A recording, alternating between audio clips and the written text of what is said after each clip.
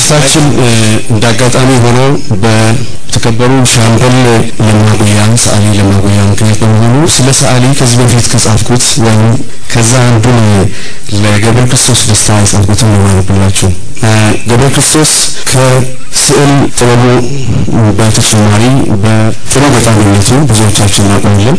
እኔ ደግሞ በጣም ካድናቂዎቹ አንዱ ነኝ። እንደምታውቁት ሰዓሊ ገብረ ክርስቶስ ደስታ የስዕል ጥበብ ትምህርት ቤት አስተማሪ ነበር። በአንድ ወቅት አንደኛው ተማሪው ስዕሎች እንዲሰራ አዞት ያ ተማሪው የሳለው ስዕል ክርስቶስን ጥቁር አድርጎ ወይም አፍሪካዊ መልክ ሰጥቶት ነበር የሳለው።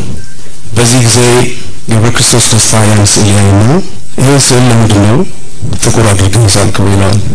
በዚህ ጊዜ ተማሪው ክርስቶስ ፈረንጅ ሊሆን አይችልም፣ ምክንያቱም ፈረንጆች በጣም ጨካኝ ናቸው እና ክርስቶስ ጥቁር ነው ብዬ ስለማምን ክርስቶስን ጥቁር አድርጌ ስያለሁ ይላል። በዚህ ጊዜ ሰዓሊው ክርስቶስ እኮ የተሰቀለው በደሙ ነው፣ እኛን ያዳነን በደሙ ነው እንጂ በቀለሙ አይነት አይደለም ብሎ ቅር በመሰኘት ቤቱ ገብቶ የክርስቶስን ስዕል በቀይ ቀለም ብቻ ወይም በደም በሚመስል ክርስቶስ በደሙ ተሰቅሎ ሰው ማዳኑ ፍቅር ደግሞ ከየትኛውም ከዜግነትም ከዘርም በላይ የሆነ አገር የሌለው ትልቅ ሐሳብ እንደሆነ ያሳየበት ነው። በዚህ ተነሳስቼ ነበር የጻፍኩትና ለማንበብ እጀምራለሁ።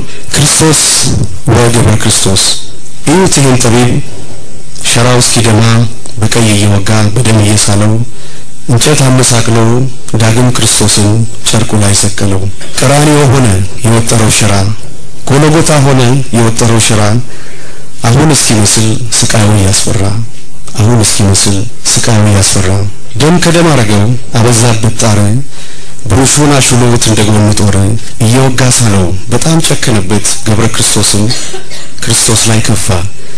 የቆዳው አይነቱ በደም ተከልሎ ዘሩ እስከሚጠፋ እየወጋ ሳለው እየሳለው ወጋው። ዘሩ እስከማይለይ መልኩ ዝም ብሎ ደሙ እስከሚናገር የትም ያለ ፍቅር እንዳይኖረው አገር እንዳንለው ፈረንጅ እንዳንለው ጥቁር እንዳንለው ቀይ በመስቀል ላይ ሞቶ ያየው ስቃይ በቆዳ በቀለም እንዳናሳንሰው በደሙ ተሰቅሎ ሰው ያዳነው ሰው። ከቀናት በአንድ ዕለት ሰዎች ሲሟገቱ በቀለሙ ጉዳይ ሲከራከሩበት በተመጻዳቂ የምሁር አንደበት በአንዱ አፍ ሲጠቁር በአንዱ አፍ ሲነጣ መታገስ አቃተው ሰዓሊው ተቆጣ። ስሜቱ ገንፍሎ በብሩሽ ጫፍ ወጣ።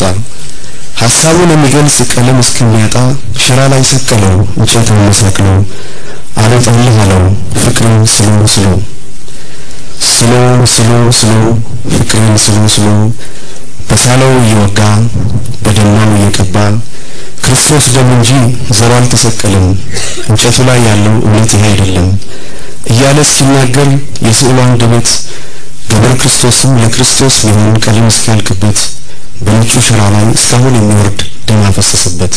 ቀለም ቀይ ቀለም፣ የደም ቀለም፣ የጥላ ቀለም የሁሉም ነው እንጂ የማንም አይደለም፣ ፍቅር ዘር አይደለም። ለሰዓሊ ገብረ ክርስቶስ ተጻፈ ታህሳስ 2001